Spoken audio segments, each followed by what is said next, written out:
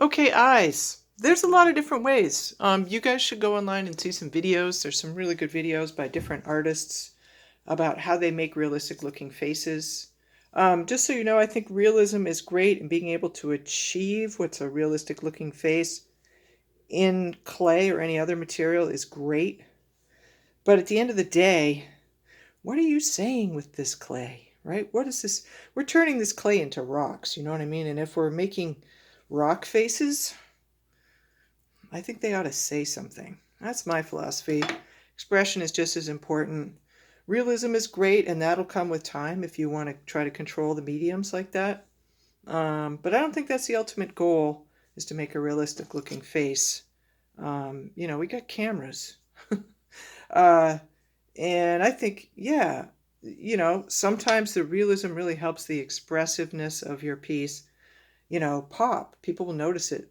We're very attracted to faces. What's the first thing we do with babies? We get in their face and smile and try to get them to make a noise and all of that. It's such a huge part of who we are, faces. But that puts pressure on you as an artist, to be realistic. And I just don't think that's what art is about, really. I think it's a stage, sure. And, some people can just do hyper realistic stuff and, they enjoy that and that's something they're expressing. But a lot of people think that's the goal of art. Oh, I'm not an artist. I can't draw. I'm not creative. I can't draw. And I'm like, I think you're defining that way too narrowly. All right, so I'm just kind of yapping here and making all these little moves. Let's talk about eyes. All right, I personally like to sort of make the eyes and then make them closed and then open them. That's kind of my MO. So I'm going to grab up a little more clay from some of these areas where I maybe don't need as much. And so, I'm definitely, like, right below your eyes is often a place where, um, you know, you don't have tons of flesh. So I'm taking some of that away. And anyways, now I've got a ball of clay. And you probably don't need as much clay as you think you do.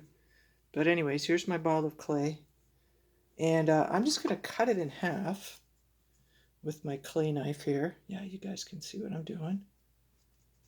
And now I've got two halves. And then fork and water.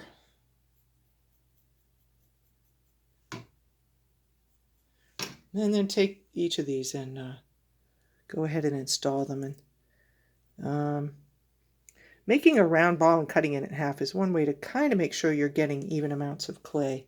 Because trying to get the eyes to be the same size and in the same position. I don't know, if you've ever taken a drawing class, you can be cruising along, making a great figure drawing, and then you get to the eyes and you're like, oh, I wrecked it. Or, if you're trying to draw a likeness of somebody, the eyes are such oh man, tiny little differences up here can just completely change what it looks like. And if it started to look like someone, you can completely change it just with a little. I think we're very tuned into faces and very subtle differences. Okay, so anyways, I added those. And now I'm going to add a little line here.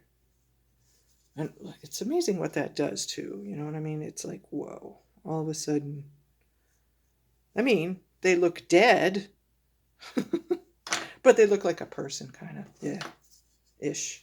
I don't know. All of a sudden it became a face more than it was before.